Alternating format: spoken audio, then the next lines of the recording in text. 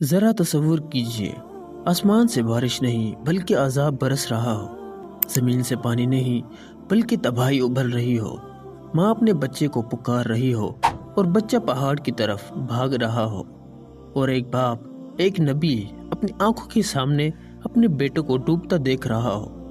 یہ کوئی فلمی کہانی نہیں، یہ کوئی افسانہ نہیں، یہ اللہ کے نبی حضرت نوح علیہ السلام کے دور کا حقیقی اور عبرت ناک واقعہ ہے، جسے ہم طوفان نوح کے نام سے جانتے ہیں۔ حضرت نوح علیہ السلام اللہ کے عظیم نبی تھے۔ اللہ تعالیٰ نے انہیں ایک ایسی قوم کی طرف بھیجا جو بت پرستی، نافرمانی کو فخر سمجھتی تھی اور گناہوں پر ہنستی تھی۔ نوح علیہ السلام نے 950 سال یعنی 950 سال تک اپنی قوم کو سمجھایا، دن کو بھی رات کو بھی، اکیلے میں بھی مجمع میں بھی، نرمی سے بھی سختی سے بھی، لیکن قوم کا حال یہ تھا کہ کانوں میں انگلیاں ڈال لیتے، کپڑوں سے منہ چھپا لیتے اور مذاق اڑاتے کہ یہ کیسا نبی ہے جو ہمارے جیسے کپڑے پہنتا ہے۔ جب قوم کی ضد حد سے بڑھ گئی تو اللہ نے نوح علیہ السلام کو حکم دیا، اب کشتی بناؤ ہماری آنکھوں کے سامنے۔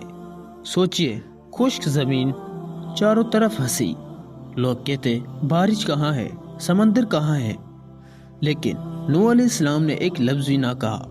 وہ جانتے تھے جب اللہ کا حکم آتا ہے تو عقلیں خاموش ہو جاتی ہیں۔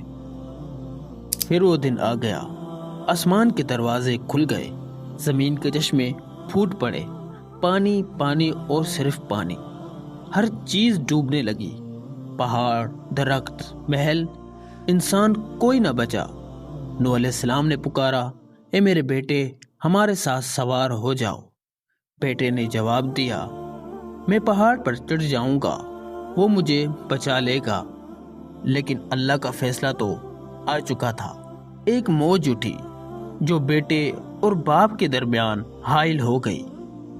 کشتی چلتی رہی، چند ایمان والے بچ گئے، باقی سب تاریخ بن گئے۔